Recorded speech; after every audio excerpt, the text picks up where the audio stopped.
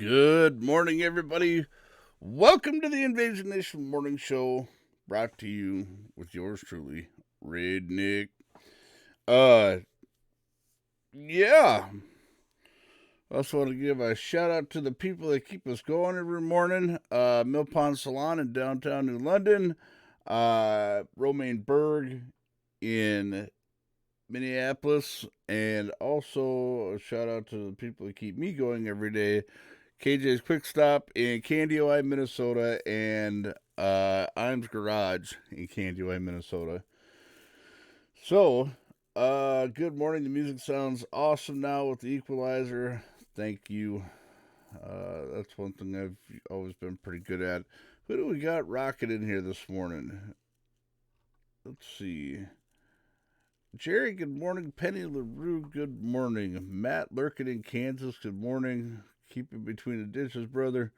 Designed by Terry, good morning. Fox, what is happening? The OG is in the house. Good morning. Lurking, have to head out to Virginia. Doctor's appointment, or VA, doctor's appointment. Gotcha. Never back down. Good morning. And Jody, good morning. Let's see. Krippner, good morning. Clinton, good morning. Yeah. Chad, good morning. Guys, don't forget to check us out on Facebook. I am going to be posting some pictures up there of Jerry Junger's truck.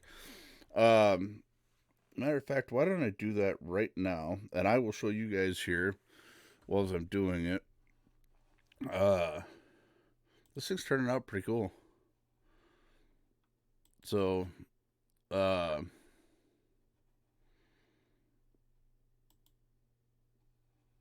there is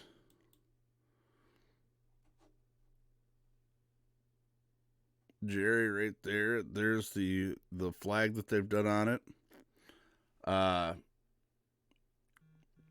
This is the door panel is dedicated to all the first responders, military, correction, dispatch, law enforcement, firefighters,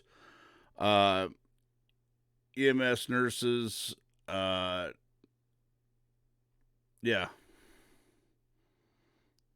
Zoom in so you guys can see that real quick. Let me get these posted up on the. If I could remember how to work my phone today, would be okay, right? Right. Tighten it up, Redneck. You're fucking up.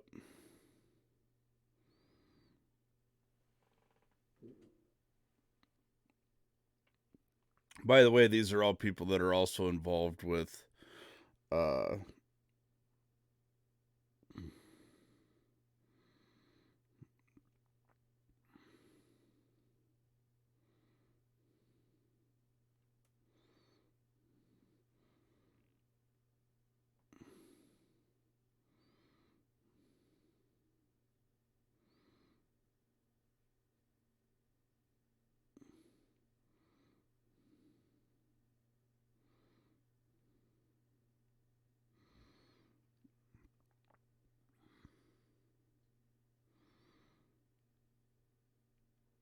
oh, suppose I could show you the next one, can't I? The hood.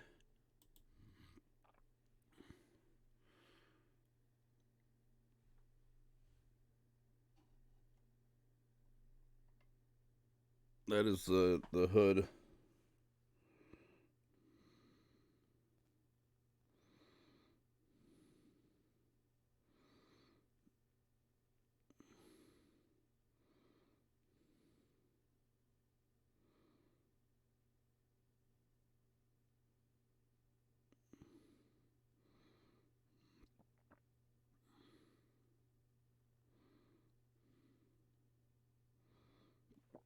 Uh,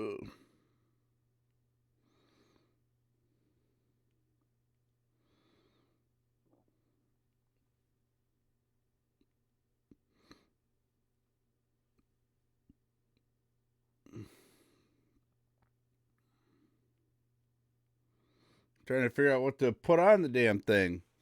And then the This is the picture you guys saw yesterday as they had the outlines done. This is the overall truck. Now, mind you, he's been thrashing on this truck since he's decided to dedicate it. Had to do a complete color change on this entire truck. Did a complete color change. This thing was done in all John Deere colors originally. And you want to know what really sucks? You ever tried painting a dented in truck when it's already been beat up? Good morning, crazy lady from the farm. Ruger wife, good morning. Uh, if you've ever painted a derby truck that has already been smacked up, it is a pain in the rear. Just so you know that. Yeah. So, yeah, definitely huge kudos. Don't forget, guys, get on the Facebook page if you know somebody who is a survivor of childhood abuse or a victim of child abuse, sexual molestation, anything like that. Please get their name on in the comment section down there. Today is the last day. This truck is running tonight, so I won't be back in time in order to go see it. I was really hoping I'd be able to have the day off, but due to medical stuff, but they are going to get some video. Hopefully, we'll get some video of it, and we'll be able to show it here on the morning show. So, yeah.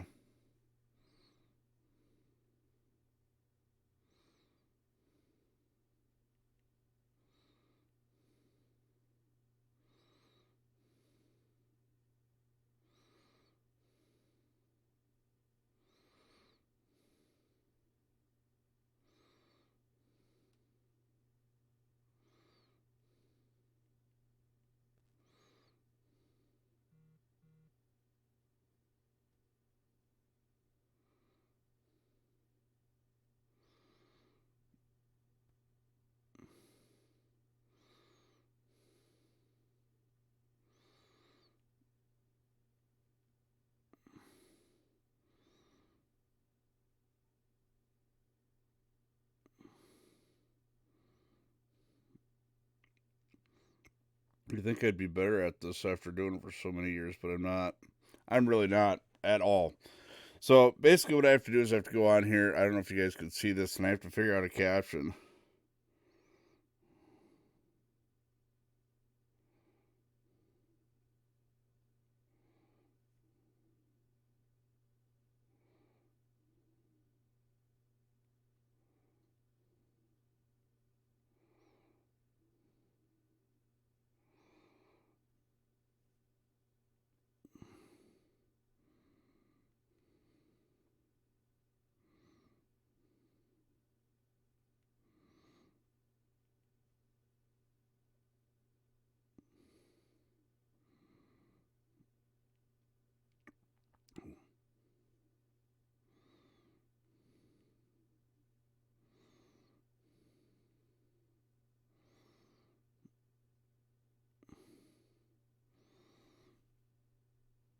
Boom. Boom. All right, I got it. Takes me a little bit. Morning, Bubba. What's shaking? So, yeah, I think it is just absolutely amazing. You know, this is a lot of work to put in. Um, you know, Jerry technically, from what I understand from not from a lot of people, is this truck actually should have won first place in the Bird Island Derby last year. Um, this is a very, very budget build. Back in Nebraska, taking my 30-minute break. Yeah, we got a lot of people out on the road. We got a lot of people on the road lurking. Matt's in Kansas, he's lurking. We've got Fox, he's lurking on his way to the VA. And I'm pretty sure Trucker Chad's out there somewhere floating around. He's usually off and running early, so pretty sure Trucker Chad's out there lurking right away this morning. So Yeah, I'm learning. I went to do some stuff on Facebook. I tried doing a show from Facebook here the other morning, and of course, Facebook never lets me down. I didn't get to see everybody's comments because I went back to the show, or went back later on to see it, and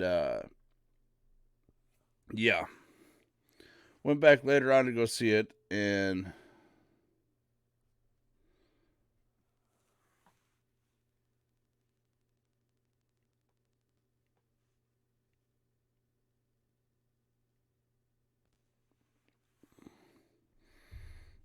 oh, yeah, let's just say it wasn't very nice.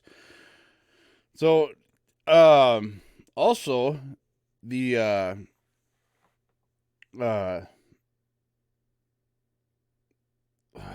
brain fart all day, hump day. Hello, get over the hump already. So yeah. Anyways, I went to go do the whole look at it again, see what I can see for comments. Of course, what happens is the fact that I go and I look at everything and I'm like, yeah. And then I look at somebody else's phone and there's more comments I didn't see. So please know this. If you were on the Facebook feed the other morning, I was not ignoring you. Have to go deliver snowblower. I will try to get back on in a little bit. All right, brother. We'll catch you on the flip side. Yeah. And then, you know, so far the internet stuff seems to be working fairly well. They're going to be here tomorrow night, just to double check signals and all that stuff. Apparently, according to the customer service rep in another state, I have a line issue somewhere, but I don't know what. Um, I think all my stuff is pretty much running up to par right now. I haven't been dropping any frames or lagging or anything, so I think we're good to go on that end.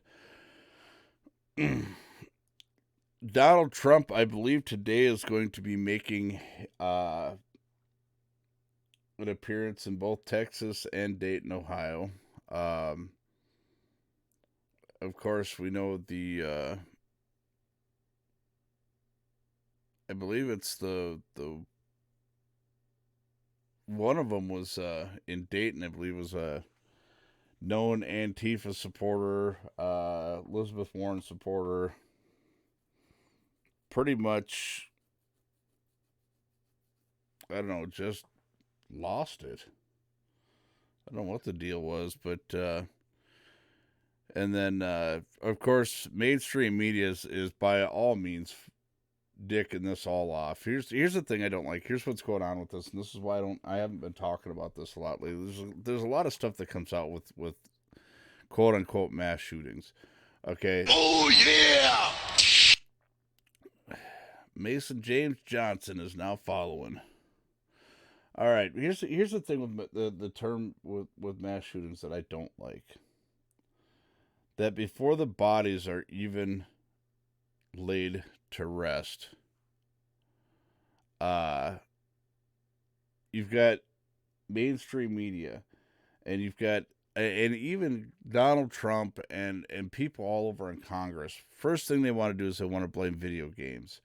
Then they want to start, throwing out gun control. There's like, what is there,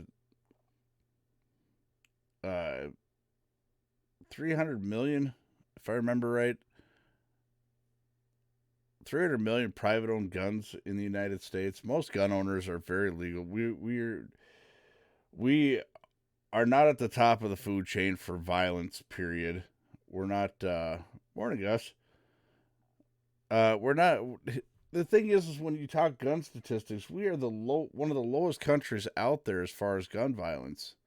You know, I don't like the fact that they say, "Oh my God, video games! These video games that are out there." Listen, time for biscuits and gravy. Damn. So some of the things that I don't these are some of the things that I don't like also is the fact that now it becomes this platform and you've got you know some ladies on the news. I forget the lady on CNN. What the hell's her name? I can't remember her name. She's on CNN saying that the reason that these people have guns is because Donald Trump reversed a bill, uh, saying that people who have mental health issues could have guns. That's not the bill he reversed. That's not the bill he reversed at all. The bill that he reversed is because they said that during the Obama administration they'd passed a bill saying because if you were deemed unable to handle your pension, basically if you got put in a nursing home or you were in assisted living, they then handle your pension for you. But basically you were stripped of your Second Amendment rights. And Donald Trump said that that's not right. That's not copacetic. That's just the way the system is. When you go into a nursing home, they get theirs first. So that is the only policy that he has reversed as far as what gun control was done, was allowing senior citizens to be able to continue to carry. He didn't say that anybody who has a mental disability is allowed to carry. Never said that once. But now it has come down to, oh, we need to pass this red flag law. We need to do this. We need to do that. Listen, Trekker Chad, good morning. Good to see you. Yeah, so it doesn't, outlaw scrapper, good morning. So it doesn't make a damn bit of sense. It doesn't make sense at all. This happens every time. This is the same pattern that goes on and on and on every single time. They want to talk gun control. They want to talk reasons. They want to play the blame game. Why can't you just blame the guy who picked up a gun and said, okay, he's an idiot?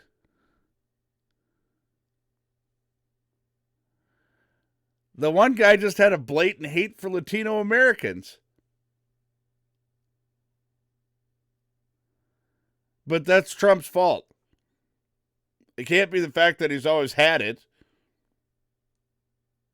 It'll never be that fact. It'll never just be the fact that he's always had this point of view, whether Donald Trump was in office or not, because Donald Trump doesn't hate Latinos. Donald Trump just wants people coming into this country to come here illegally. Oh, yeah! Sewer Rat, thank you for the follow. And that's what I don't understand. I don't get that. Okay? I don't understand that at all.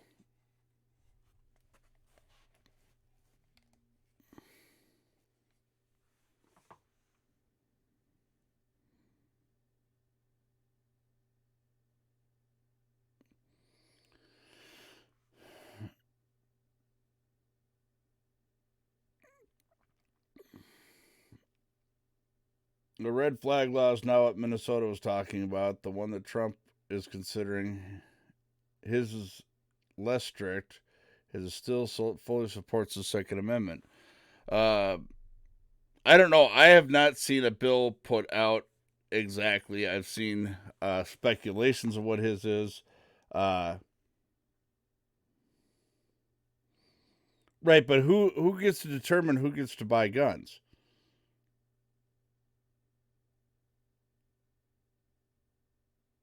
I mean, because a lot of these people would have never been deemed mentally incompetent.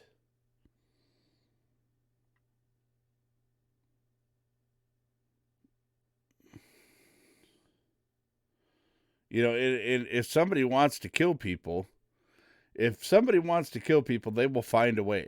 It doesn't matter whether it's guns, whether it's knives, whether it's they walk in and try and poison a bunch of people. Does anybody not remember the anthrax deal that went around for quite a while? I mean, seriously, you had the pipe bombs that were getting sent out in the mail. I mean, if somebody,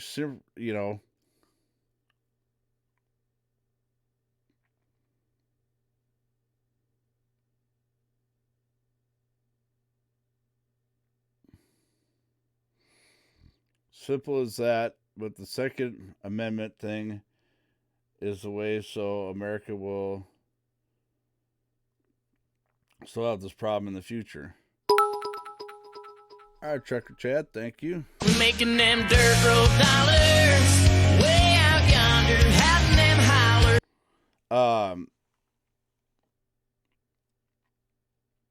I don't understand what you mean there. If you null and void one amendment of the Constitution, you'd have to null and void the whole thing. You would have to null and void the whole thing. But that's the thing. They're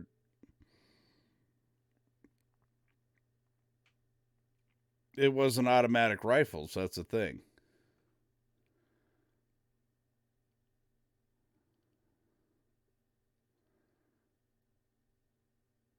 Any rifle or pistol can become fully automatic with some slight modifications. Okay, it doesn't matter. Controlling the guns is not the problem, because people who want to kill people who want to kill people are going to find a way. You know, the funny part is cars kill more people than guns. Texting and driving kills more people than guns. So what are you going to do? Take away cars? I mean, think about what you're saying. Texting and driving kills more people in America than guns do.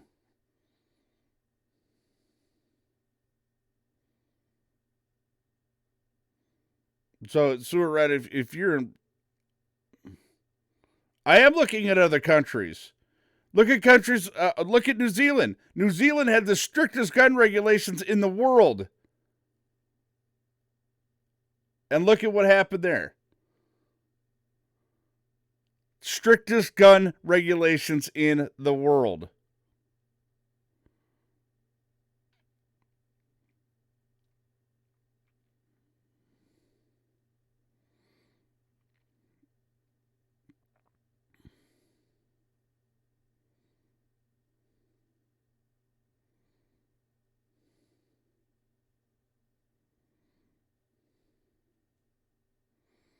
I mean, you're entitled to your opinion, but I don't believe that attacking people's constitutional right to protect themselves is the way to do it.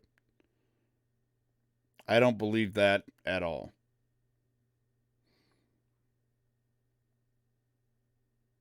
Shootings happen all over the world.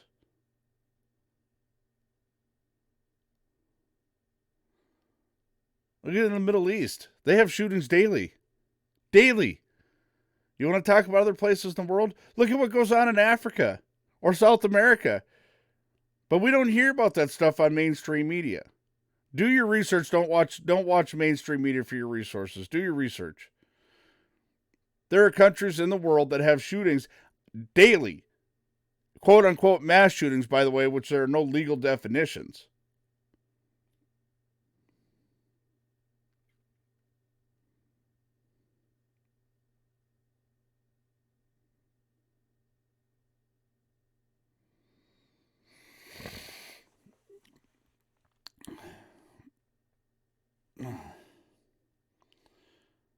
I mean, you can say what what peaceful country? Please tell me what countries you're referring to. This is what I'd like to know.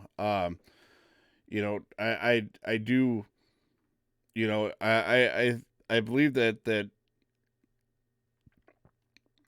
no matter what you do, I mean, what are you going to do when you take away guns and they start stabbing the shit out of people? Because we just had last year, or year before, a guy in St. Cloud, Minnesota, walking through a mall stabbing people.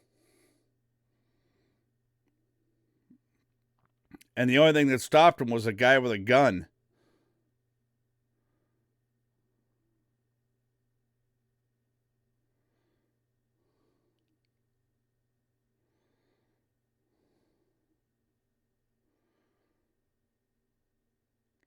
I mean, you can believe the mainstream media. Really? You want to talk about China? They had 150 people mass stabbing. You want to talk about it?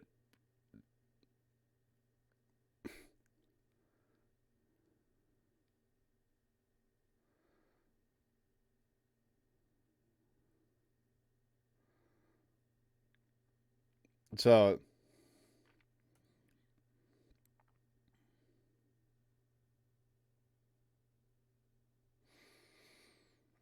you know what the funny part is the funny part is it's always somebody who believes that getting rid of guns is going to stop the problem. What about Virginia, where the guy ran his car through a crowd of people?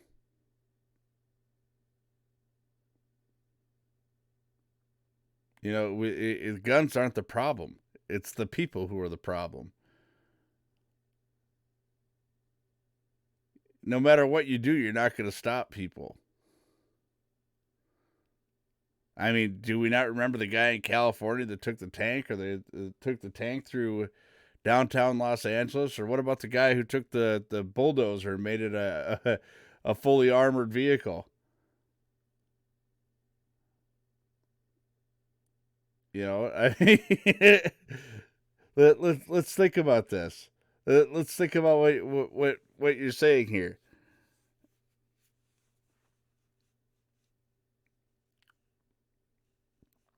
But anyways, yeah.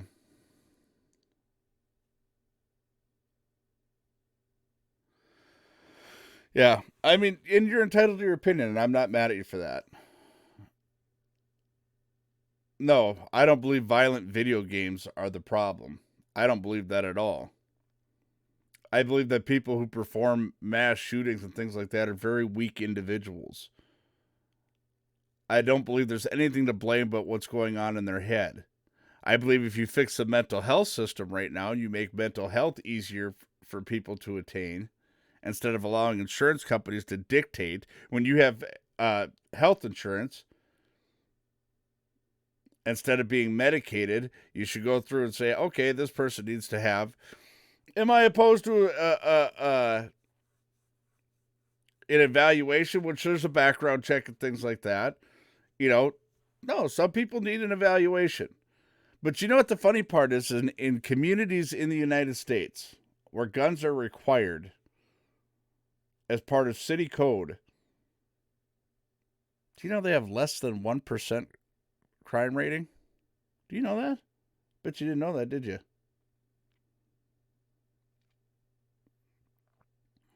You know, we never talk about the fact that most guns in the United States are used in self defense. Most gun crimes that are done here in the United States are done in self defense. Do you know back at the time of the writing of the Constitution and after the Revolutionary War that if they had a murder once every 2 years, they considered that too high of a crime rate, and that's when everybody was required to carry a gun. You were required to carry a gun. Every young man 16 to 45 was required to carry a musket. And on him, and we're talking carry at all times, also have a pound of lead and a pound of powder and so many shot and so much wadding material. They were required to have it. Guess what we didn't have? We didn't have much for gun violence back then. Like I said, maybe a murder every 2 years. But that's because everybody was required to carry a gun.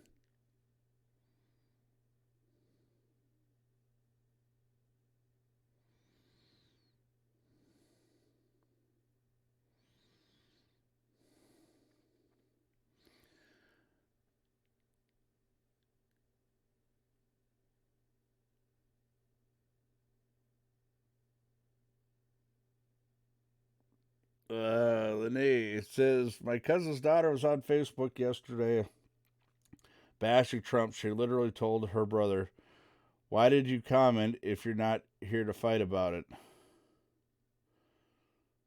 Whoa. Oops, says high school record slash juvenile record that had a hit list of people he wanted to kill or rape. That would have prevented him to purchase a gun legally.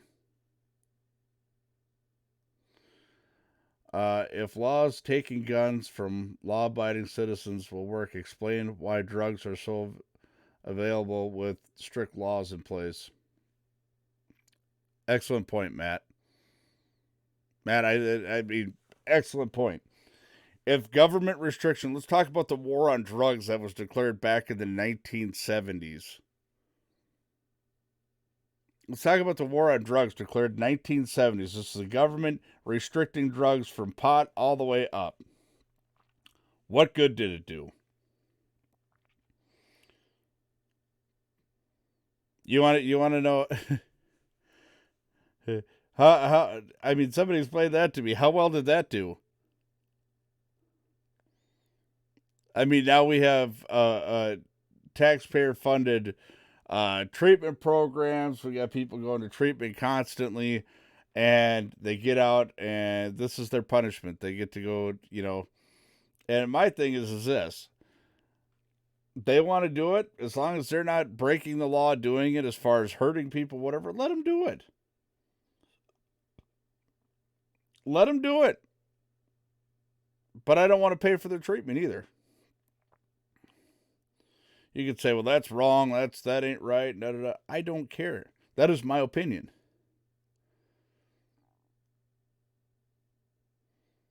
If people believe in a cause, okay, they will raise the funding to do so. I don't believe it should be imposed on taxpayers to fund such organizations. And I work with treatment facilities. I think there's great treatment facilities out there that work, that do a great job in doing what they're doing.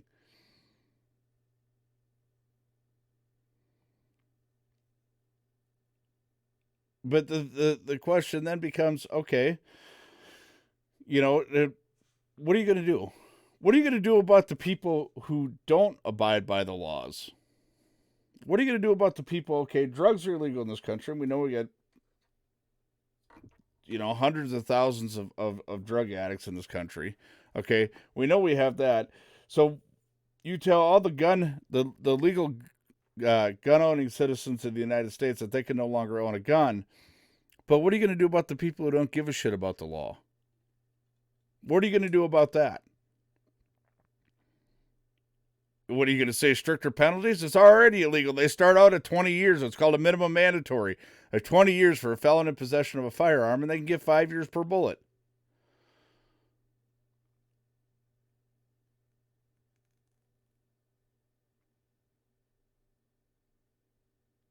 Oh yeah, the DARE program introduced more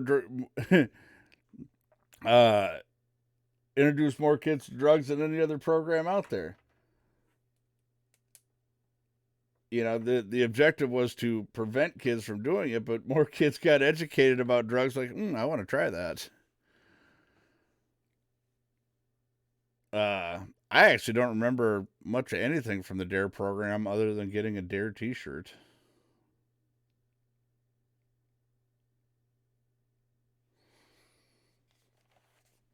Ugh.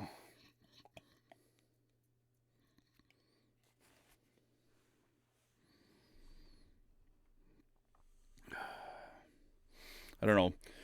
Either way, I don't believe you can tack it down to video games. I don't believe you can tack it down to gun restriction. I don't believe you can tack it down to any of that. What I hate is the fact that these are always the go-to answers. You're not going to stop the violence. It's just not going to happen. If somebody wants to kill a lot of people, they'll figure out a way to do it. It's in their head. You take away one source to do it, they're going to find another one. Just to be politically correct, my guns self-identify as knives, so leave them the hell alone. Nice.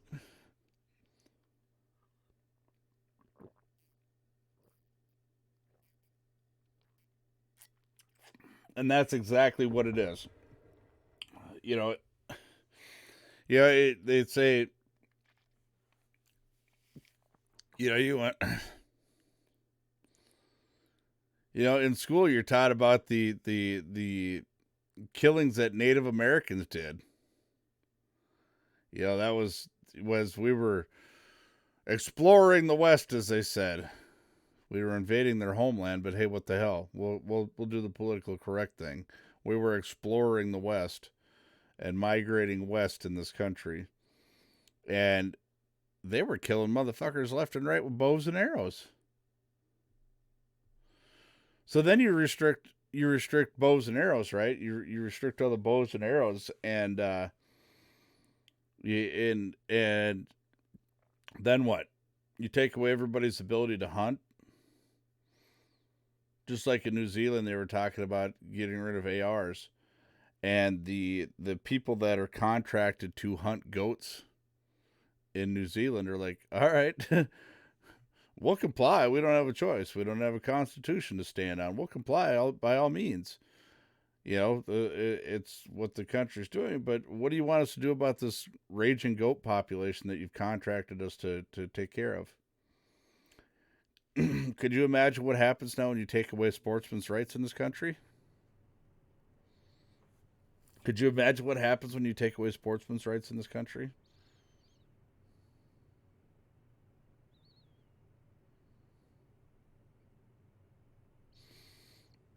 Oh, you can just trap animals.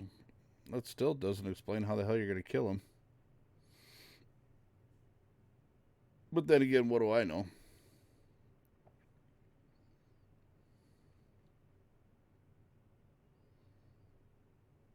Trans Am, good morning. Good to see you.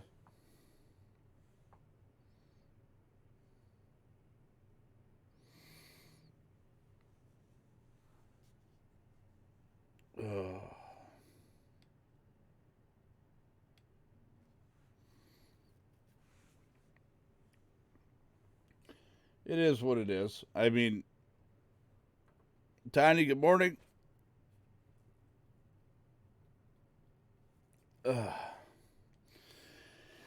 Yeah. Indian reservations are prime examples of failed socialism. I would go further and say that they're prime examples of failed federal government intervention.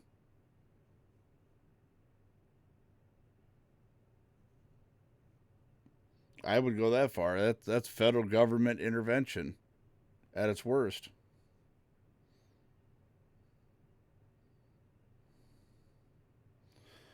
So we're gonna do a quick coffee break here, y'all. I need to reload, and yeah, and failed government promises, absolutely. So get your coffee break emojis up there. Let's get this. We got one more hour to do this morning, and then I have to go get a bunch of stuff done. Mainly, it's getting stuff ready for work, get things done, and we will be back here shortly. So, yeah, you got them, use them.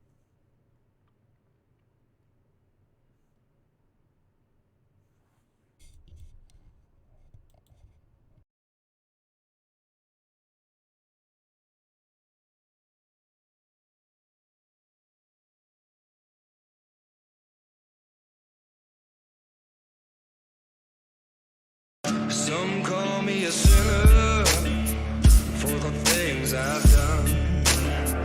Born with a heart of stone, fast with a gun.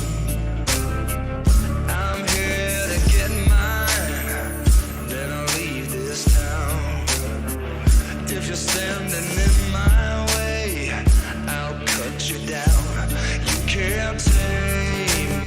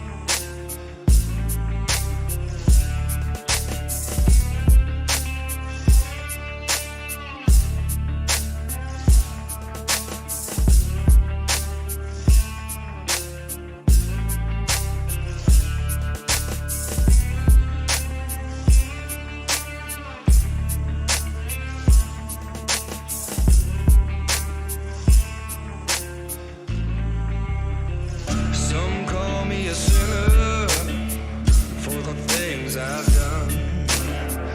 Born with a heart of stone, fast with a gun. I'm here to get mine, then I'll leave this town. If you're standing in my way, I'll cut you down. You can't tame me.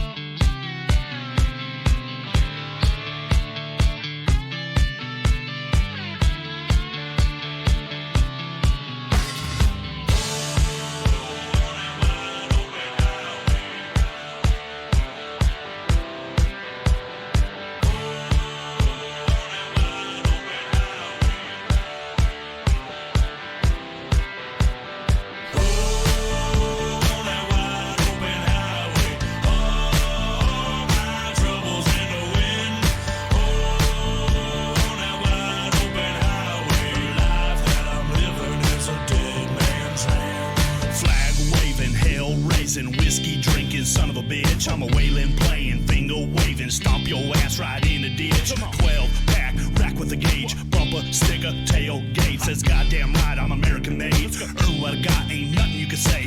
Outlaw, living on the stage. Another hotel, another city and state. Renegade with a road to pave. Rest when I'm dead, sleep in my grave.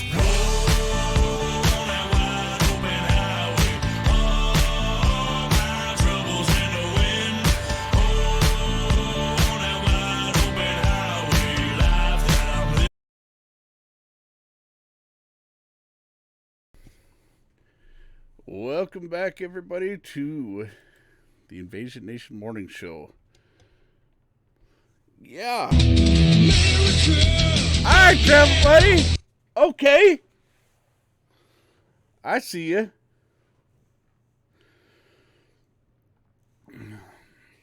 Yeah. Guys, don't forget to check us out on YouTube. Also, you know, all this stuff is reposted to Facebook and YouTube, so yeah.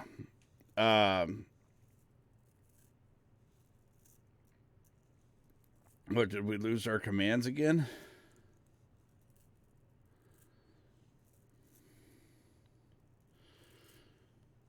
Damn. Oh, there it is. Just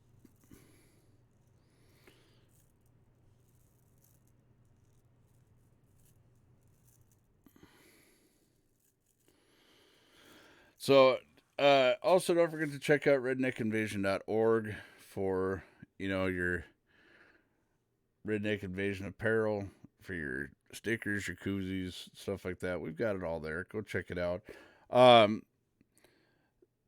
want to say this, and I'm going to say this from a criminal perspective. Okay, when I was in the midst of all my criminal activity, okay, and I will say this in full fashion. In the midst of my criminal, and mind you, my criminal endeavors started from the time I was a juvenile. Okay. In the middle of all of this, okay, I was told, you know, I was told by all these places that I went to as a kid, all these little counseling programs you were brought into. Jerry, good morning. Jerry, we were showing off your truck this morning. Very well done, sir. I'm going to stop in the middle and say very well done. Thank you very much. Not only for honoring all servicemen and women, but also honoring the survivors of childhood abuse and molestation. Thank you very, very much for that. So, and I know that was a lot of work to put in and have it done.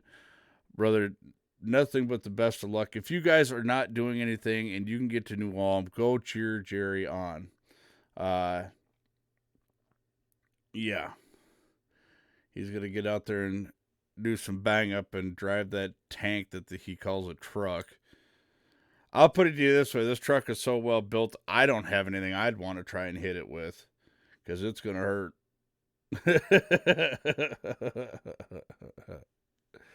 So, yeah, very, very well done. And I know painting a derby truck that has already been derbied is a pain in the ass. So, thank you very much for that. Thank you for the honoring a lot of people. You know, it's just a small act like that makes a world of difference in people's lives. So,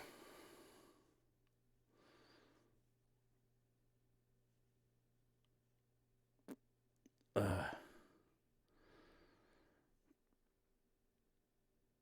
damn. You better stop and buy like 100-gallon auxiliary tank. Might need that. You can pick me up some unleaded Oklahoma. So, I want to tell you something from a criminal perspective. Here's the deal. In all of these, in all perspectives of this, okay, I want to point something out. In true perspective of all this, you know, criminals are often taught that it's not their fault. It's the way they were brought up. It was things that happened to them that they can blame all the things other than their own choices. When you start giving these people excuses and to comment, you know, to kind of fill in on the comment of people saying, oh, blame the video games, blame gun laws, blame this. No, blame the individual because they made the individual choice to do the weakest thing they could possibly do. Walk into a building with a bunch of unarmed people and start shooting people. And the one piece of shit even shot his own sister. Okay? They're the weakest motherfuckers, you know, in moral aptitude that there is. That's plain and simple. You are a very, very extremely weak individual if you have to prey on people who don't have the ability to protect themselves against what you're doing.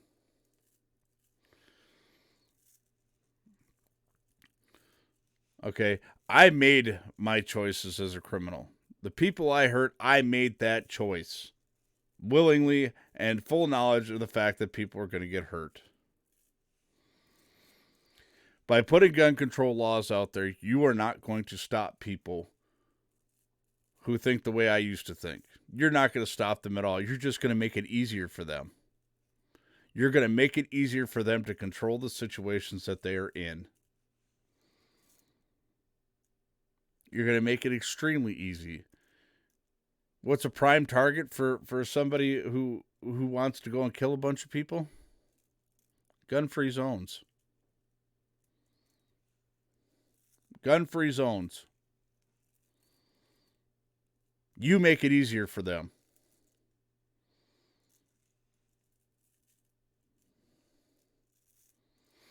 But in good news, the young man who, the young man in Colorado, I can't remember his name, Castillo, his family was honored here by the Knights, honored here in the International Convention of Knights of Columbus. He was honored here in Minnesota. He's received the second highest commendation. As you know, this young man lost his life protecting his classmates against a gunman inside a Colorado school. So he was honored. He was given the second highest prestige. He was made an honorary Knights of Columbus, in which his dad is. It's a fraternity for Catholic men.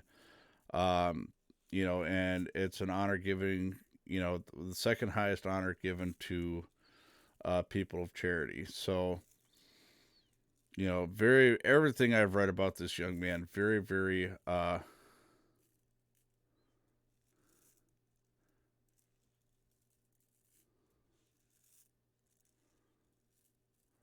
you know, very, very honorable young man.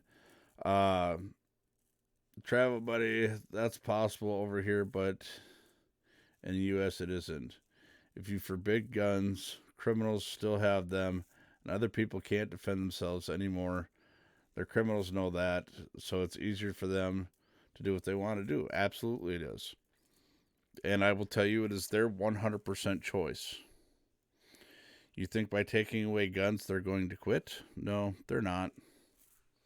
Not by any means are they going to quit. They're not going to quit at all. I just want you to know that. They're not going to stop. They're not going to quit. They're not going to do any of that. I wish people would use some fucking common sense in Congress and people on the news. And all this has turned into is a big fucking news rating for mainstream media. They don't care as long as they get their ratings. Yeah, because now that they're deemed entertainment, that why don't we go back to the original law since they're claiming themselves to be news? Why don't we go after them? They could be penalized for not telling the truth?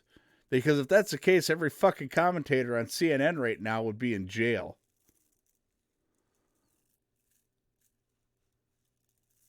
Okay? Every commentator in CNN right now would be in jail. Freedom of the press came with the responsibility of telling the truth. Not your opinion, but telling the truth. And there's a lot of commentators all the way across the news spectrum.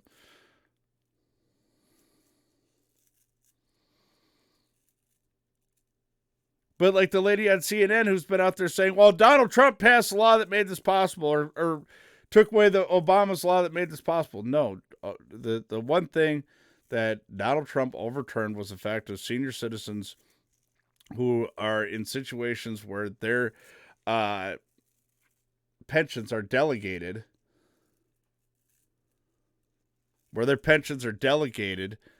that they're still allowed to maintain their Second Amendment rights.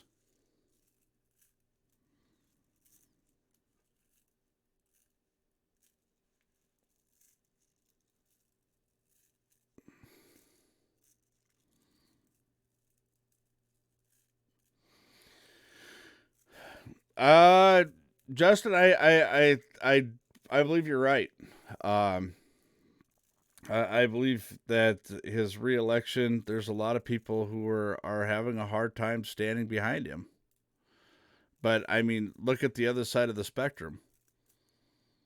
I mean, you're at the point of voting for the lesser of two evils, and it's like, okay, let's think about this. Who else are you going to stand behind? And people say that it's going to be a hard time standing behind Donald Trump, but look at the other side of the aisle. And by not voting, you're just making it worse. You're leaving it up to other people. I mean, seriously, look at the other side of the aisle. Who's on the other side of the aisle that you would honestly want leading this country? I mean, realistically, I don't vote based on your political party. I vote based on what you're campaigning on. And you're talking people who are talking about free health care for all, free schooling, open borders, decriminalizing illegal border crossings.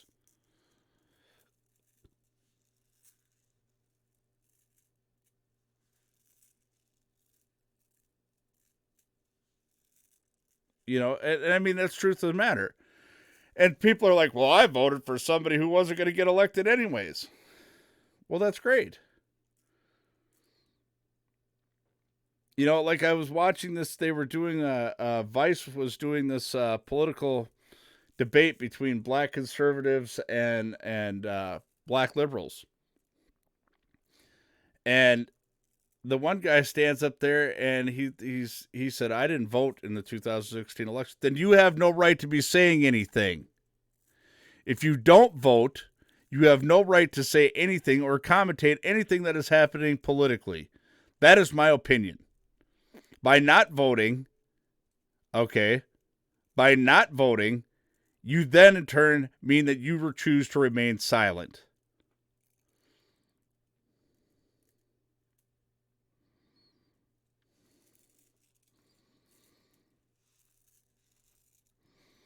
And that's my honest opinion. But I will tell you this: something is sticking out here and it's driving me nuts.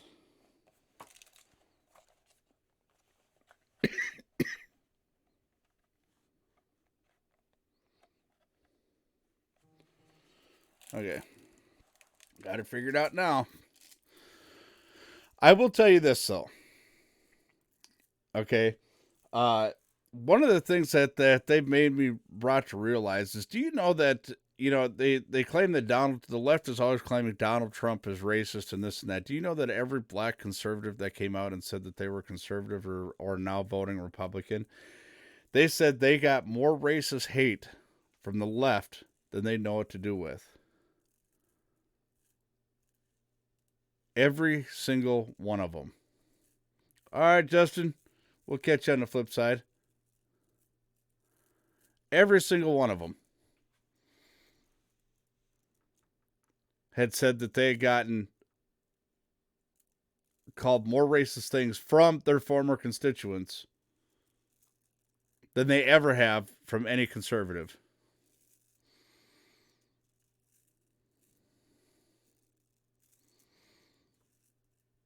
I mean, seriously, this is the thing. If people would just not let racist shit bother them, I'm not saying that that you have to ignore it. I'm not saying that. But what I'm saying is because of the fact that you've given everybody this pass to call everything racist. Because Donald Trump says if you don't like it, leave. We've been saying that for years. Everybody throughout the entire Obama administration was bitched about the United States and how shitty it is. That has been the campaign for years. Don't like it, leave. I mean, Rosie O'Donnell's still here, and she was supposed to leave. What was her name? The Burr lady from The View. She was going to leave. Why the hell is she still on The View? Okay. I mean, seriously, think about it.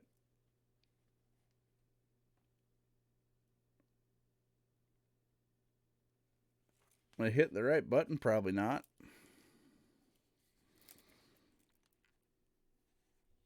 Of course not.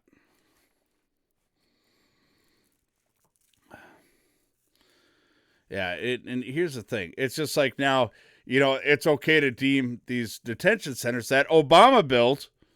I want to point out that Obama built them and made them the way that they are. Okay, Obama started the separation laws. He's the one who passed these laws and is $64 billion border reform program. But yet, this is Donald Trump's fault.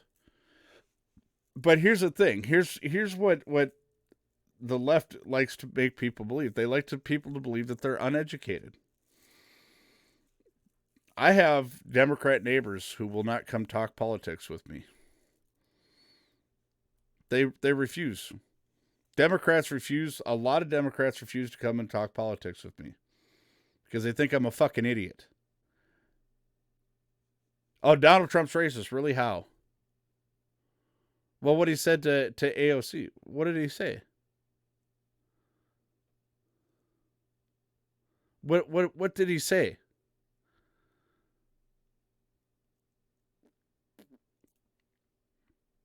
Because apparently they've heard something I haven't heard. Apparently there's some left side Democratic secret club that they get exclusive news of things that Donald Trump said that nobody else can hear. But when I ask these questions, nobody answers them. Nobody answers these questions. What did he say? He said, because if you don't like it, leave? Or because he told Ilhan Omar, why don't you go fix your own country before you come and tell us how to fix this one? A woman who's done nothing but bitch about America since she's gotten on Capitol Hill? She's done nothing but disrespect veterans? Her anti-Semitic and anti-Catholic and anti-Christian rants? The fact that she's been arrested, I don't know, 25 times? But we're supposed to be okay with that. But I bet you I get up there and I run for a political office. Boy, you watch what happens. I get up there and I run for a political office, and I promise you the world will come unhinged.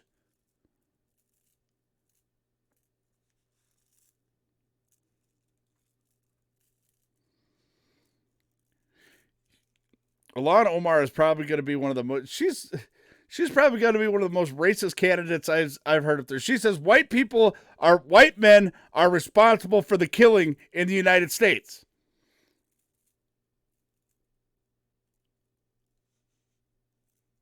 When African American or black men are responsible for 8 times more killings, an 8-to-1 ratio. They're not proud of that. But any real person in these high crime areas will tell you that Donald Trump is making a difference, making more jobs readily available. You would not believe how hard it is for a convicted felon to get out and make it legitimately. For somebody to get out and have nothing and make it legitimately, I got an opportunity at a minimum wage job. I took it. And I worked my way up.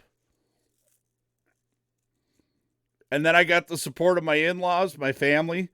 Yeah. I got the support, family support that helped out a lot. I can't deny that at all. And then my local community. When I moved into this local community, I was asked by a local sheriff, sergeant of the local sheriff's department. He says, "You done?" I said, "Yes, sir." He says, "You don't give me a reason, I won't have no reason. I'm not here to harass you." He says, "They tell me I can come check you anytime I want. I can come into your house. I can do whatever." I said, "I understand it. You're welcome to do so." He said, "No, you don't give me a reason, I won't have a reason." And I've honored that. I've honored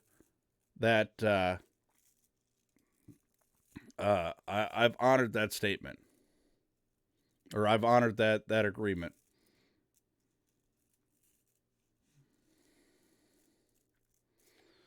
I had a Democrat call me before the 2016 election and basically tore me down when I said I was voting for Trump because he gropes women and is a bad man. I hung up on him.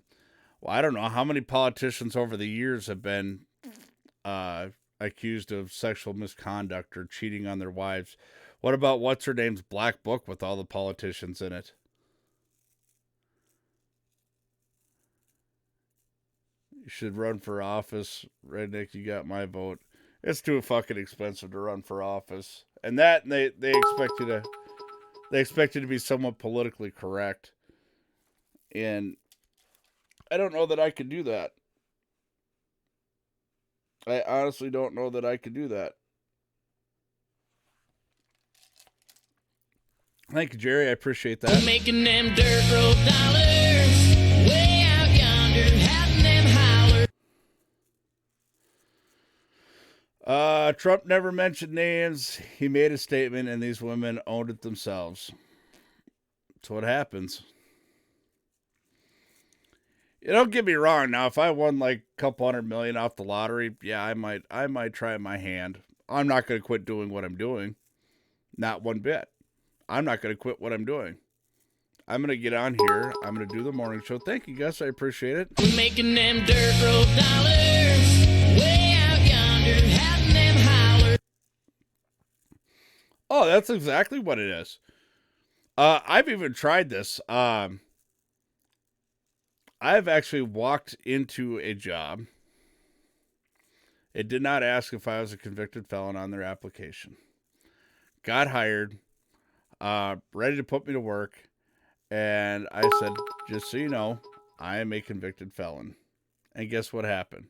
"Oh, we can't hire you." Thank you. We're making them dirt road dollars way out yonder, having them holler.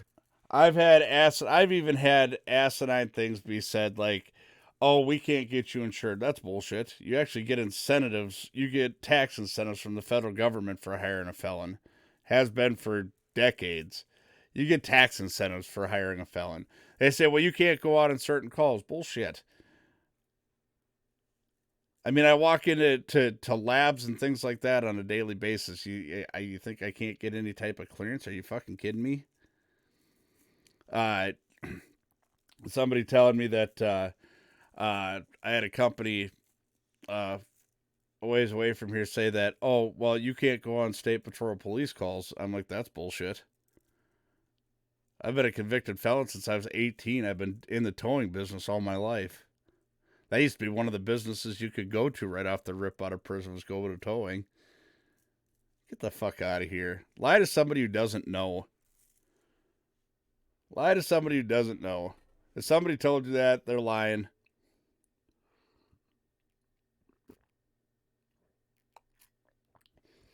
I can walk into jails and juvenile facilities and tell my story, but I can't go on a fucking tow call for the state patrol. Get the hell out of here. You know, it doesn't make a damn bit of sense. And I mean, honestly, you know, I would like to think as a politician that I could go in and make some change, but truthfully, you know, unless you do something like Donald Trump did, where you get executive order privileges, it isn't going to make a damn bit of difference. You know, and I say that on my end because of the fact that I'm going to walk in as the black sheep, and I'm going to make realistic calls, and just because of the fact that I'm a convicted felon and I didn't go to school for fucking political or you know, politics or anything like that, or I didn't grow up on the right side of the tracks, I believe the ones they call racist are the most racist. The reason are the first to spot it when someone, just another person, but that's my opinion. I think you're right, Clinton. You know, I got into this conversation. I got a good friend of mine. He's from New York, and he's black, and he was talking about some racist shit. I said, man, you and I have been friends for a lot of years.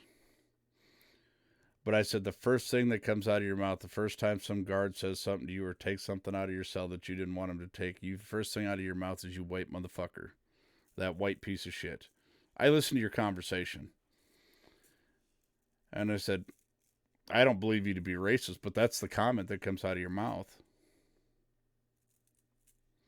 So how is it any different if somebody says that about you? How's that any different? And we got into a conversation about it, you know, and he honestly sat there and he thought about it for a minute. He said, you know, you're right. He said, you're absolutely right. He said, you're right.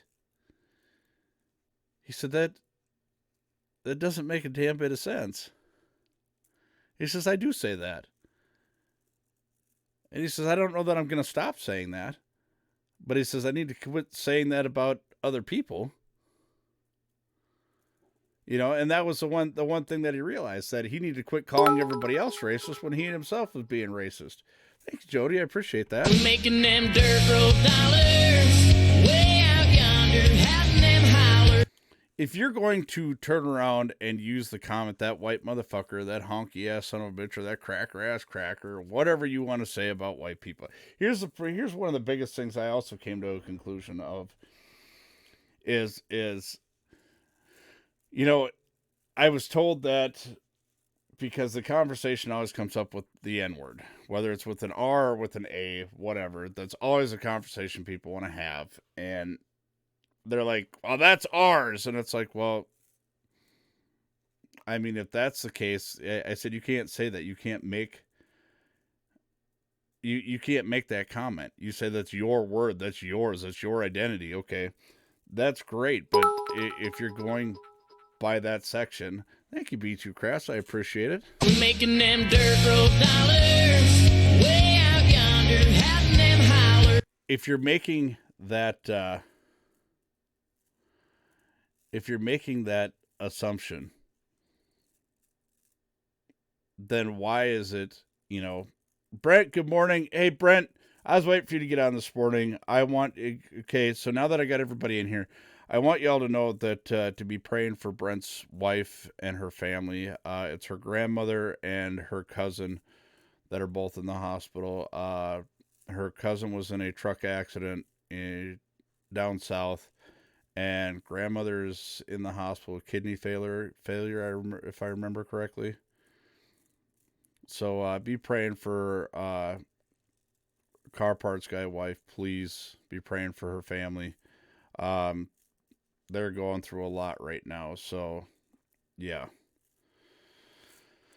I wanted to make sure he got in here so that way he knew that I don't get on Facebook very much, but Lolly had told me about it and I had to go check it out. And then I seen the pictures, and just so you know, it was a pretty bad truck accident. So please, and please be sure to be praying for them. What I want, what I can't understand is if you're at the court to tell the truth by law. If you're a politician, it doesn't matter in which country. You can lie all day long to all the people and you'll get paid for it. Search for what's wrong with that. You're absolutely right, Travel Buddy. 100%. Yeah. Brett, do me a favor and reshare your post into the Invasion Nation on there so people know what's going on. If you could, please. Or maybe have your wife do it. Share it into the Invasion Nation so our prayer warriors can get on top of that. Angels, mother. Damn, man. If any of you guys ever need prayer, make sure we've got a ton of prayer warriors inside of the Invasion Nation. So make sure you get those posted inside the Invasion Nation on Facebook. We have a ton of prayer warriors in there who will be more than happy to be praying for y'all. Myself included, my wife included. Make sure you guys get that out there, get that in there. I don't get on Facebook very often. I get chewed up by my friends. They're like, you used to live on Facebook. And I'm like, well, yeah, but my schedule has changed. I've gotten extremely busy and I don't have a lot of time. And really, I rely on you guys for what's going on social media. I'm not even going to lie. So that's the...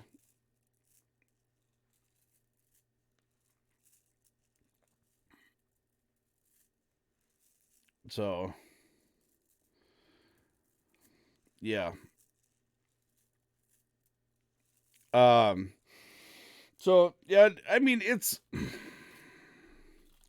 And the other reason I don't, and I've had the opportunity to run for local office. I've had the opportunity to run on a county level.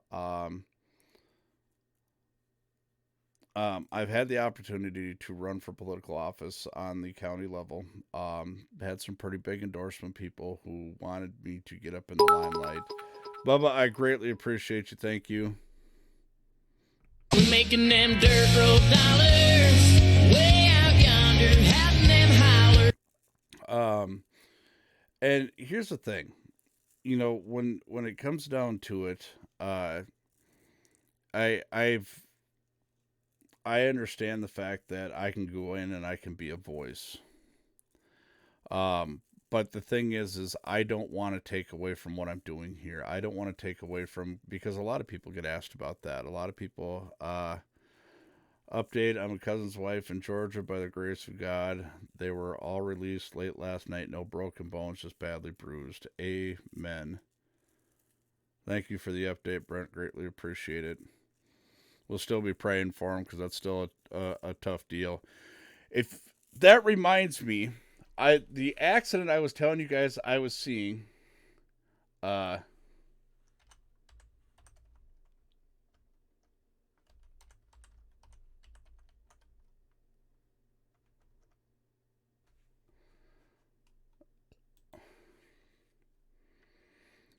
I drove through this. I want you guys to see this. I'm going to point out two things in here. There's two drivers in this that need some serious props. And you want to see God at work? I'm going to show you right now.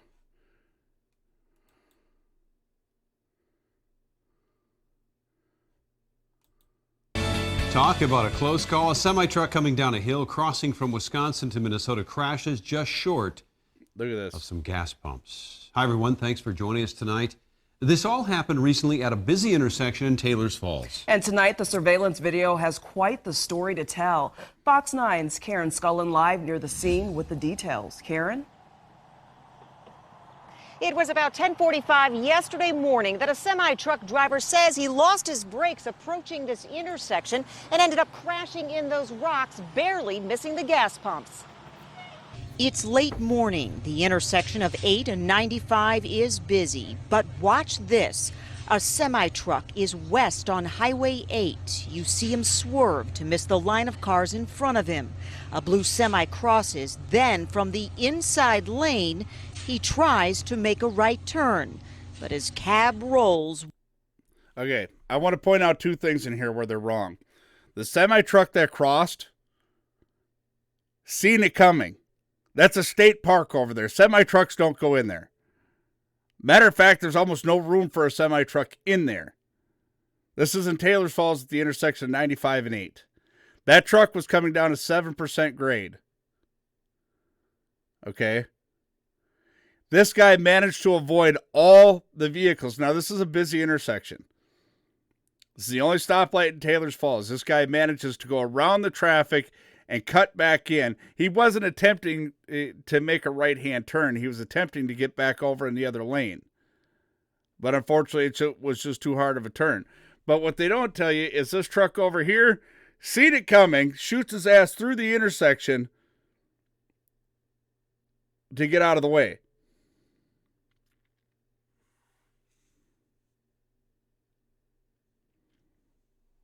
One and a half times, sending dirt flying and people running. It was really, it was just a sight to see. It could have been really dangerous with the gas right here. Tony Amon saw it all right after it happened. I mean, God forbid, nothing happened, but if it would have happened, my God, the kind of... Nothing happened, but if it would have happened. Nothing happened, but if it would have happened.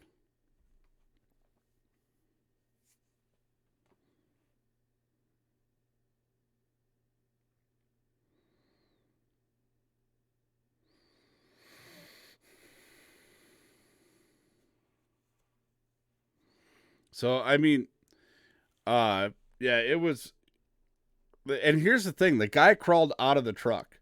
The guy crawled out of the semi-truck. What if the moon crashed into the earth? Tragedy that could have happened here. I mean, the whole station could have gone up. In the crash report from the Minnesota State Patrol, the driver told troopers his brakes faded as he approached the red light and he had to swerve around the traffic that was stopped. He tried to make a right turn but failed. The area is busy with semis, and Amon sees and... Okay, this hill that they're showing is up on the St. Croix Falls side. There's another one on the other side, Taylor's Falls side, that's even worse than this as it comes down. Okay, because it's a single lane coming down, and they're not going to show that most likely. But on this side, this is a 7% grade, by the way, coming down this. I go down this every single day. I've been down this with tractor-trailer setups. I've been down in box trucks, pickup trucks and trailers. I come down this thing when it is glare ice. It happens. There's a brake check area, which they probably won't tell you. There's a brake check area up the road about 2.5 miles. You have plenty of announcements, and this guy was a day cab truck, so I'm pretty sure that he knows this hill, and very well aware of how good his brakes have got to be coming down this. Smells them coming down the big Highway 8 hill all the time. I smell their brakes. They're downshifting and they're using their brakes a lot. They can smell it. The heavy load, they're just probably riding the brakes and trying to downshift to the lowest gear if possible. Now, there's no question it's a steep hill. The speed limit is 45, then 30, and truck drivers are warned ahead of time of the steep grade. The crash report does not list speed as a factor, only what the driver said, that his brakes simply faded. Now, the truck driver was wearing his seatbelt. However, he was taken to the hospital. His injuries, though, are not believed to be severe. The investigation into this crash is ongoing. We're live in Taylor's Falls. Karen Scullett, Fox 9. Okay. So here's the deal. It's a 7% grade on both sides. All right. This is a high traffic area. You know, and blind by joy, downshifting on a hill. No, this hill, this is the messed up part about this hill. This hill goes from 45 to 30 right at the bottom. I think it is a very badly done intersection. It just is not, you know, the other issue you have in Taylor's Falls that's not enforced is the fact that, one, you got people that walk across that intersection. You're supposed to cross under the road but people are too lazy to walk over there. You know, and what they don't show you is on the one side of the road, opposite of the state park, is there's another set of gas pumps that belong to the same Casey station. You really have no place to eject a truck in that area. The fact that the guy was able to lay that truck in that particular spot, good night. I mean, it sucks. And it's one of those types of hills that it can happen because it is a long 7% grade. It is a very, very long 7% grade. You know, and that's the thing. I drive through it every day. I go through that every single day. Those of you guys have watched my live feeds of me going on the road have seen me go on that 5 days a week. I'm on that grade. I've seen a lot of bad stuff happen there.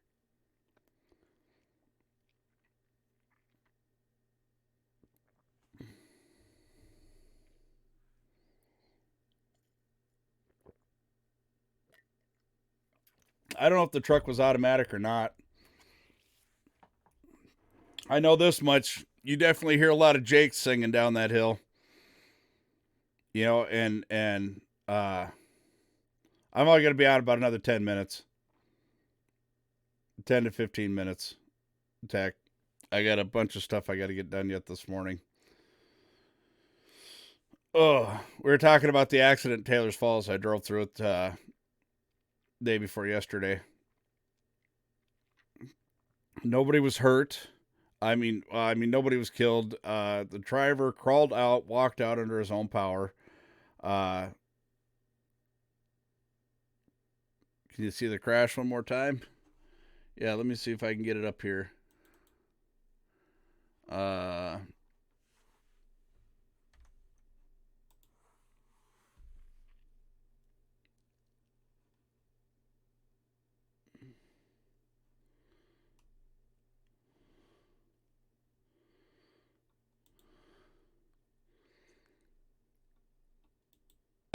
Talk about a close call. A semi-truck coming down a hill crossing from Wisconsin to Minnesota crashes just short of some gas pumps. Hi, everyone. Thanks for joining us tonight. Looks like it'd be an This all automatic happened truck. recently at a busy intersection in Taylor's Falls. And tonight, the surveillance video has quite the story to tell. Fox 9's Karen Scullett live near the scene with the details. Karen? It was about 10:45 yesterday morning that a semi-truck driver says he lost his brakes approaching this intersection and ended up I was on the phone crashing with in those Molly, by the rocks, way, when I was barely driving through missing the this. gas pumps. It's late morning. The intersection of 8 and 95 is busy. But watch this. A semi-truck is west on Highway 8. You see him swerve to miss the line of cars in front of him. A blue semi crosses. Then from the inside lane, he tries to make a right turn. But his cab rolls 1.5 times to make a right turn. 8. You see him See this swerve truck? to miss the line He of was cars in originally front going of to him. turn, A blue and then he semi makes a crosses. Then straightens from it the out. inside lane, he tries to make a right turn. That truck driver But needs his some cab kudos also for rolls having his eyes in his 1.5 head. times, sending dirt flying and people running. It was really, it was just a sight to see. It could have been really dangerous with the gas right here. Tony Amon saw All right, Tony Amon. Thank you for your it commentary, all buddy. right after it happened. I mean, God forbid, God. All right. Yeah, whoever, if oh, wrong button. Yeah. That, and the truck was still on its top when I went through there at about 1 o'clock, and I was talking to the State Patrol and found out what happened. And the driver of the truck they show crossing, that's not a normal crossing for semi trucks. That driver had a hell of a time getting back out of there, just so y'all know that. It's not a spot where you can swing a semi around in there. That's called good eyes and observing what's going on. And that driver needs some kudos. So if he ever sees this video, to whoever was driving that livestock hauler, thank you for paying attention.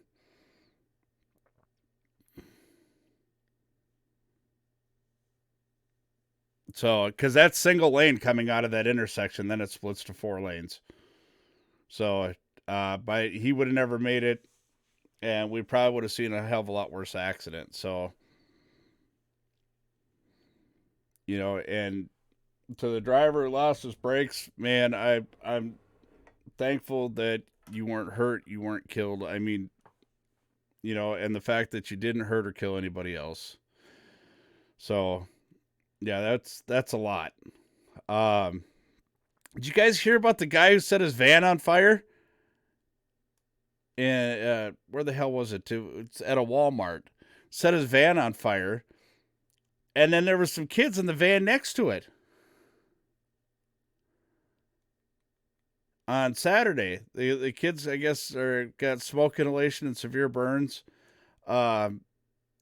Jeepers. Boss lady, good morning. No, the van was Saturday, I believe.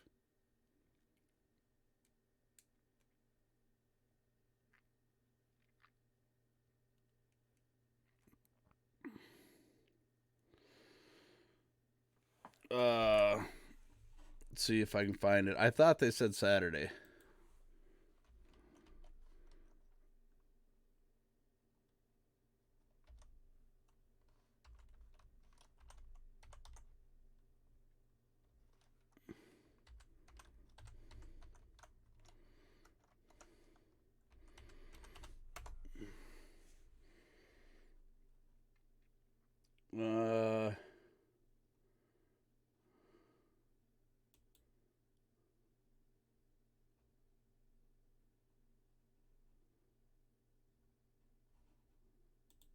A minivan catches fire in a Walmart parking lot in Fridley, spreading to several nearby cars, including one with 2 children inside. Tonight, the owner of that van is in custody. Fox 9's Courtney Godfrey joining us with details on this. Courtney?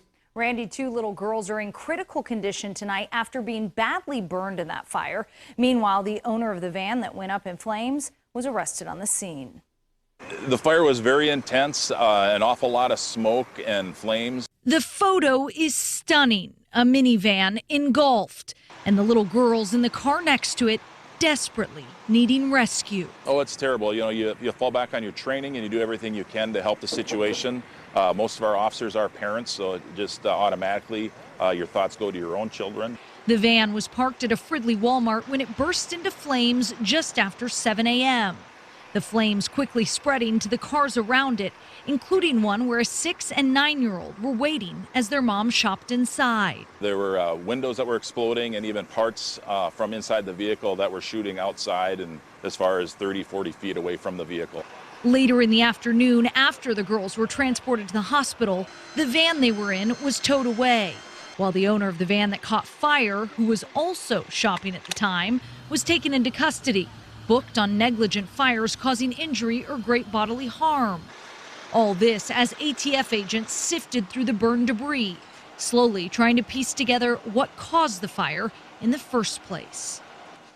The van owner's wife was in the passenger seat when the car caught fire, but she was able to get to safety. Meanwhile, those little girls are in critical condition. Randy. All right. Good possibility I was wrong. I thought they said Saturday.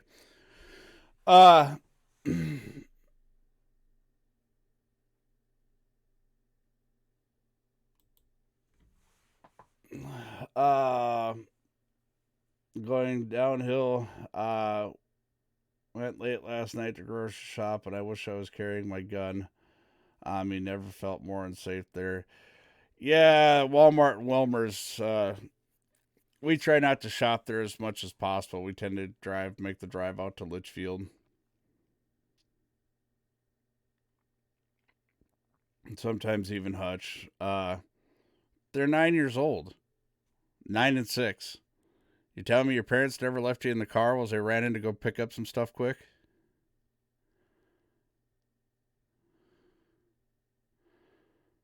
At 9 years old, I've been left in the car for quite a few times as a kid growing up, and hell, we didn't even have air conditioning. We just rolled the windows down.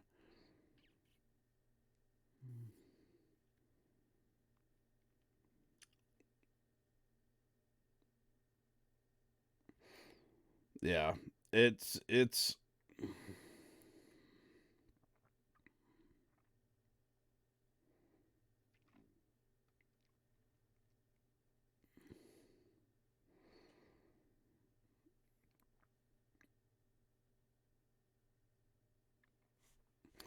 I refuse to let things dictate how I do things. That's the problem. You want to talk about the entitled generation? You want to talk about people? This is uh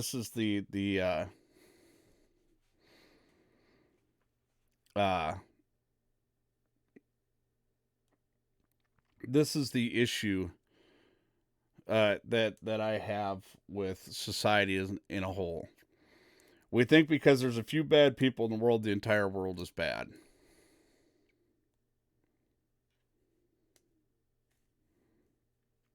Never leave your kids in the car until they're teenagers. I'm not a copter parent. I'm not. I was babysitting at 9 years old. I was watching over neighbor kids at 9 and 10 years old. So I don't see the you know it works it works in the situation of okay, at what point in time.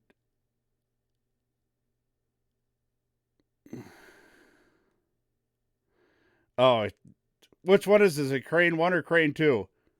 That works at Walmart.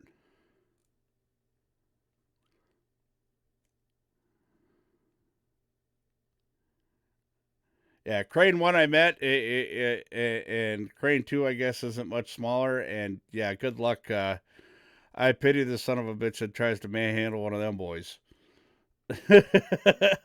Oh, third son. Yeah, well, I pity anybody who tries to manhandle any of your kids. Sorry, sons of bitches.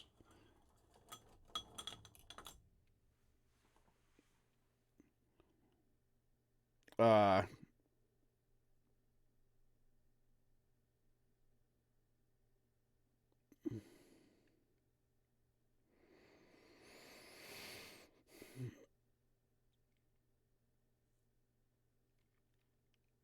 I don't know. I just remember a lot as a kid growing up being left in the car while his mom ran in to go do grocery shop or dad ran in to pick something up or whatever. I don't know. Windows down, whatever. Back of the pickup with a topper on it. We just had the back topper hatch open and the windows open. Uh, why not today? Is there any less weirdos back then than there is today? That's what I don't understand. You had weirdos back then. Why? Because you see it more on the news now? Because instead of the news reporting the truth, they're just looking for the shit that causes drama? That's what I don't that's what I don't get. That's what I don't understand. What has changed? Your kids are better protected because most kids have cell phones now. So you teach your kids to pull out their fucking cell phone and dial 911 if somebody's getting into their car. We didn't have cell phones back then. Or you do like some parents I know, and they teach their kids where the fucking gun is in the vehicle, and they teach them how to shoot somebody trying to break into the car.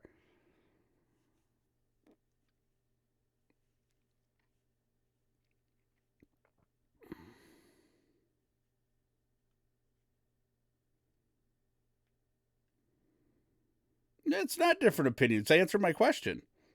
I mean, seriously, I know you're my wife, but I mean, what is the difference between now and then?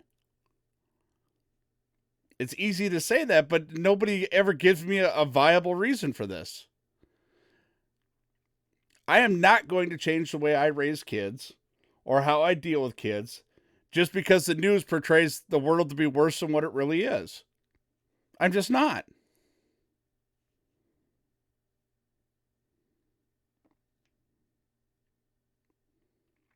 People weren't afraid back then.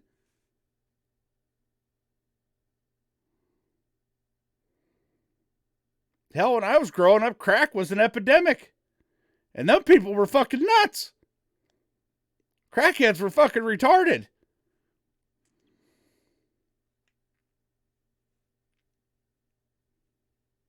Because there's no app for it. I don't know. It's just...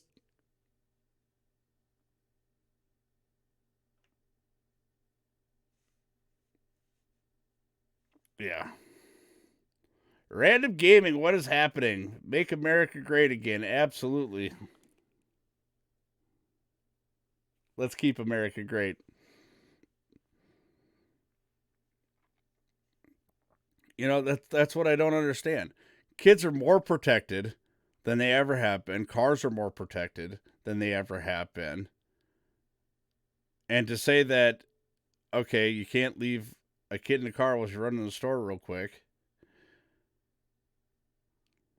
I mean, that's each person.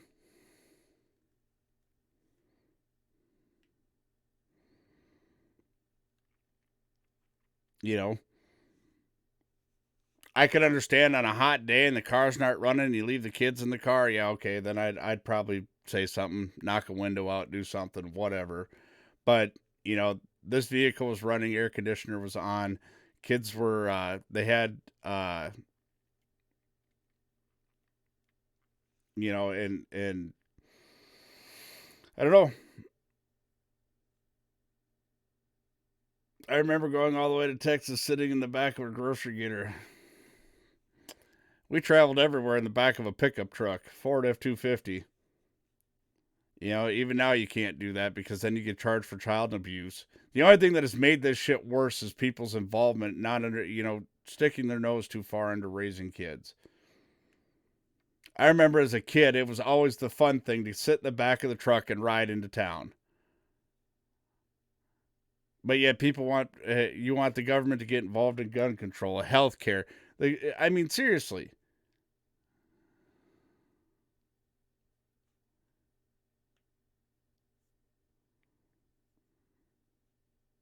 I don't think there's any more weirdos than there always has been.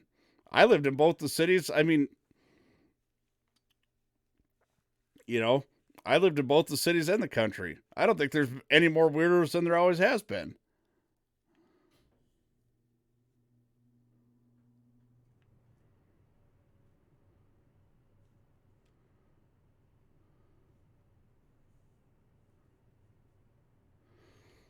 Travel Buddy says, I think the biggest problem nowadays is most parents don't spend enough time with their kids anymore, so they don't teach them what to do if something happens.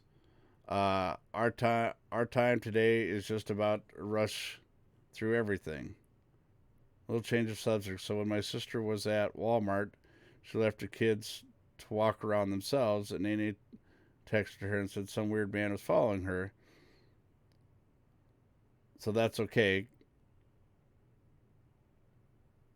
Guess what? Nene doesn't get out of my sister's sight now. When they're at Walmart, the guy continued to follow my sister, and she had all three girls with her. Finally, they called the manager, and he walked her to her car. Okay. They were walking around inside a Walmart by themselves. And they did the right thing. But again, my exact thing is proven, and I froze up. My exact thing is proven. Okay, very quickly, my exact thing is proven. She had a cell phone on her. She sent a text message immediately.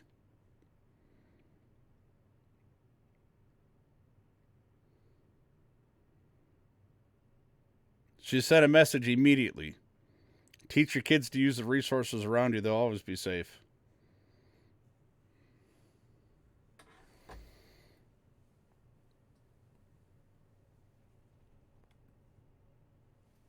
So, that's my opinion. I mean, everybody has the right to raise their kids and how they believe to do that. I mean, if you want to make sure your kids are with you and in your sight all the time,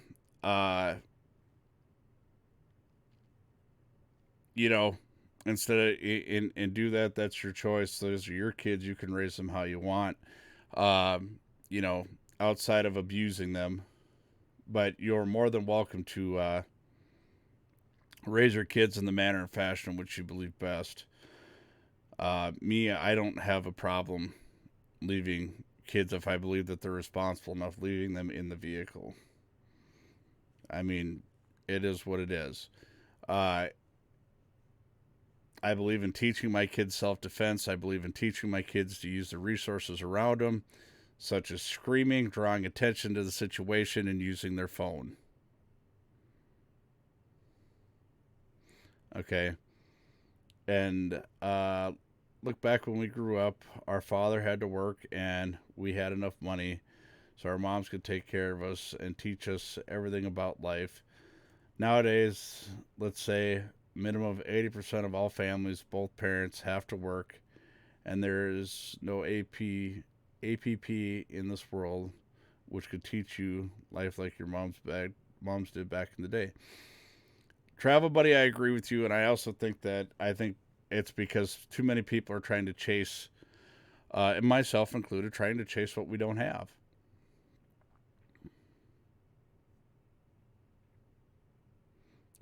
I left my kids alone at time, but would never leave my grandkids alone. I love them more.